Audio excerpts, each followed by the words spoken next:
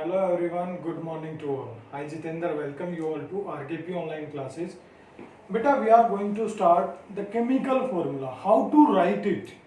कि कोई हमारे को नाम दे रखा है किसी भी कंपाउंड का, तो उसका केमिकल फॉर्मूला कैसे लिखेंगे। तो पहले हम जानेंगे कि केमिकल फॉर्मूला कैसे लिखेंगे। इसके बाद हम अगर केमिकल फॉर्मूला दे रखा हो तो उस कंपाउंड का नाम कैसे लिखेंगे। तो दोनों चीज़ों को हम वन बाय वन डिस्कस करेंगे। तो आइए स्टार्ट करते हैं। तो पहले आपको पता होना चाहिए कि केमिकल फॉर्मूला है क्या। तो केमिकल फॉर्मूला है कि किसी भी मॉलिक्यूल में क्या कंपोजिशन है, कोई सब्सटेंस है उसके एक मॉलिक्यूल की कंपोजिशन क्या है, और उस कंपोजिशन को बाय सिंबल हम रिप्रेजेंट करते हैं, ठीक है। और सिंबल किसके, एलिमेंट के, वो है हमारा केमिकल फॉर्मूला। क्लियर है। तो आइए जानते हैं कैसे हम केमिकल फॉर्मूला किसी सब्सटेंस का लिखेंगे। फॉर एग्जांपल देखो, एग्जांपल से कोई चीज बेटर क्लियर होती है, तो हम एग्जांपल से ही करते हैं। तो फर्स्ट हमारा जो बेसिक यूज होने वाला सब्सटेंस है वाटर। तो पहले हमने लिया वाटर। अब वाटर में हमें पता है कि क्या क्या है। वैसे तो सभी को फॉर्मूला इसका पता है, मान लो जिसको नहीं पता तो उसको पता होना चाहिए। देखो वाटर तो कॉमन नेम है, क्लियर है। क्या होता है, इसके अंदर हाइड्रोजन होता है और एक होता है ऑक्सीजन। क्या होता है, हाइड्रोजन और ऑक्सीजन से ये बनता है, ठीक है। तो केमिकल फॉर्मूला लिखते टाइम जो फर्स्ट रिक्वायरमेंट है वो क्या है, देखो रिक्वायरमेंट यहां लिख देता हूं, रिक्वायरमेंट्स कि हमें क्या क्या चीजें पता होनी चाहिए वो लिख दिया। तो फर्स्ट है हमें एलिमेंट्स। क्या है, elements name present in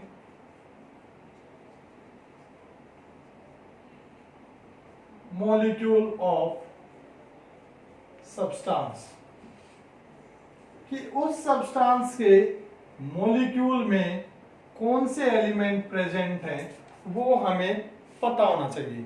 second, symbol of that element. क्या होना चाहिए, symbol of that elements, symbols of elements. Clear है बेटा। तो ये चीजें, तो देखो हाइड्रोजन का सिंबल क्या है, H, ये लिख लिया। ऑक्सीजन का सिंबल क्या है, O, ये लिख लिया। Third requirement, the valencies. अब वैलेंसी भी पता होना चाहिए, वैलेंसी प्लूरल है क्योंकि दो हैं, तो valencies of that elements,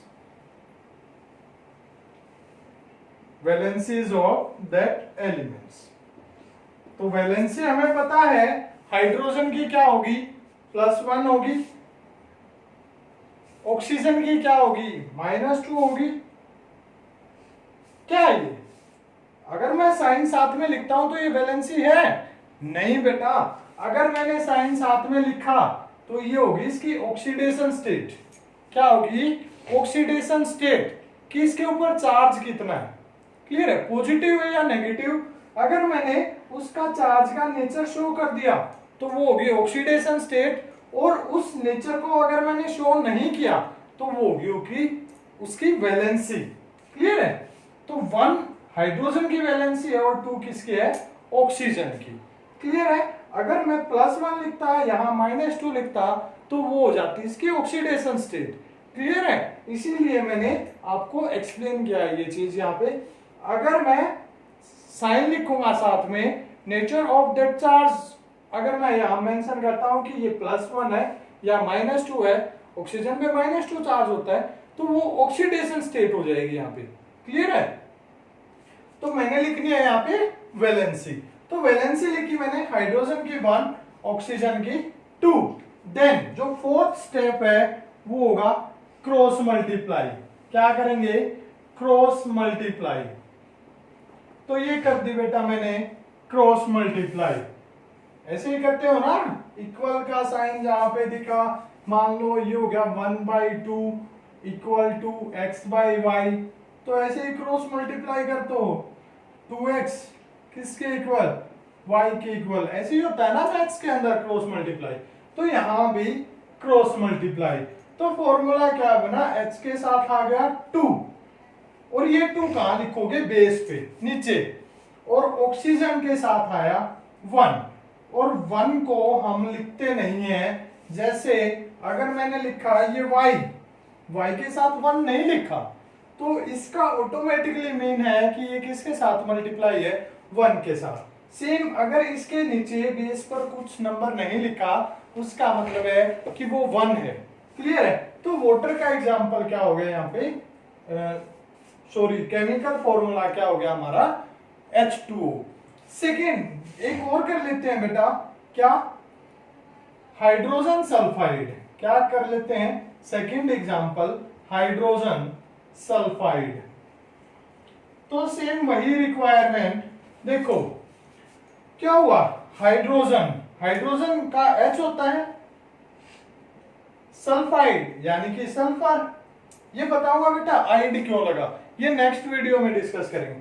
sulphide होता है सल्फर, ठीक है।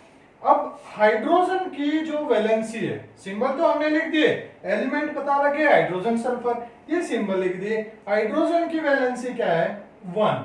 सल्फर देखो पीरियोडिक टेबल मैंने करवाई थी, पीरियोडिक टेबल करवाने का मोटो या टारगेट यही था कि आपको ये पता लग जाए कि किस ग्रुप से, 16 ग्रुप से है, उससे टेपो, देखो ऐसे आई थी ना, उससे टेपो 16 ग्रुप था बेटा ये, तो सबकी वैलेंसी सेम होगी। अगर ऑक्सीजन की वैलेंसी पता है तो इनमें से कोई भी एलिमेंट होगा तो विद इन सेम ग्रुप जो वैलेंसी है वो सेम होती है। तो सल्फर की वैलेंसी कितनी आई हमारी, 2। फिर वही काम क्रॉस मल्टीप्लाई, तो फॉर्मूला यहां से क्या निकला, H2S। क्लियर है। एक एग्जांपल और कर लेते हैं यहाँ पे, थर्ड एग्जांपल बिल्कुल इजी सा करते हैं, क्या, कार्बन डाइऑक्साइड, क्या करें, कार्बन डाइऑक्साइड,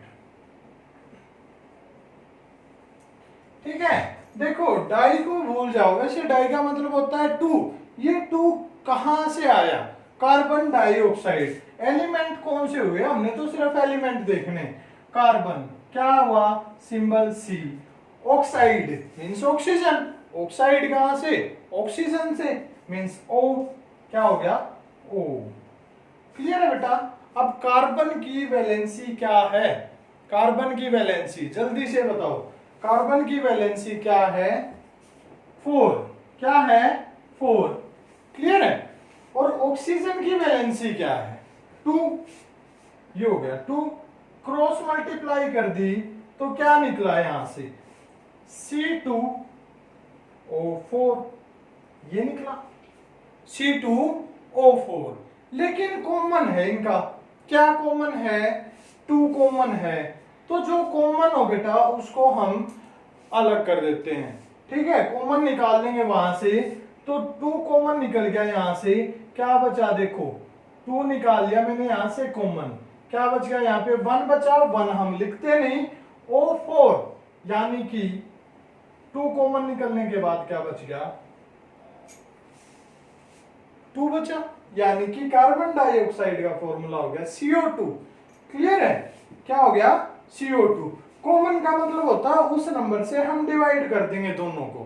क्लियर है। 2 और 4 किससे डिवाइड होते हैं, 2 से डिवाइड होते हैं, तो 2 1 जा और 2 2 जा, तो हमारा फॉर्मूला आ गया CO2। एक और एग्जांपल कर लेते हैं, ठीक है, कहां करें, यहां कर लेते हैं, यही स्पेस है हमारे पास। क्लियर है। एक और एग्जांपल हम डिस्कस कर लेते हैं, क्या करें, हाइड्रोजन क्लोराइड, हाइड्रोजन क्लोराइड। देखो हाइड्रोजन का क्या है, H, क्लोराइड किससे बना, किससे मिलता जुलता है, क्लोरीन से, और क्लोरीन का सिंबल हो गया Cl। ठीक है, हाइड्रोजन की वैलेंसी 1। अब क्लोरीन की क्या है, क्लोरीन देखो 17 ग्रुप, जो 17 ग्रुप था वो क्या था हमारा, फ्लोरीन, क्लोरीन, ब्रोमीन, आयोडीन, जिसकी ट्रिक याद करनी मैंने आपको दी थी। क्या ट्रिक आपने याद की, जल्दी से मुझे बताना, ठीक है। तो इसकी 2 है, तो इसकी ऑक्सीडेशन स्टेट +1 है, वैलेंसी 1 है, तो 1 लिखा और क्रॉस मल्टीप्लाई हमने कर दिया, तो यहां से क्या आया हमारा, देखो ये भी 1 ये भी 1, तो लिखने की जरूरत नहीं है, HCl, HCl। एक बात और बता देता हूं बेटा आपको, जो बिल्कुल इंपॉर्टेंट है। देखो आप नॉर्मल जब थ्योरेटिकल पोर्शन लिखते हो नोटबुक में या एग्जाम में, तो आप कर्सिव राइटिंग यूज करते हो, जो कि एक अच्छी बात है।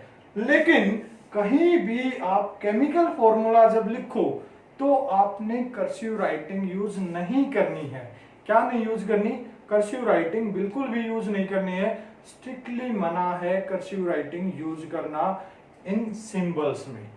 क्लियर है। दूसरी चीज, किसी भी एलिमेंट का जब सिंबल लिखते हैं, अगर वो सिंगल लेटर है, सिंगल अल्फाबेट है, तो वो कैपिटल आएगा, डेफिनेट है, श्योर है।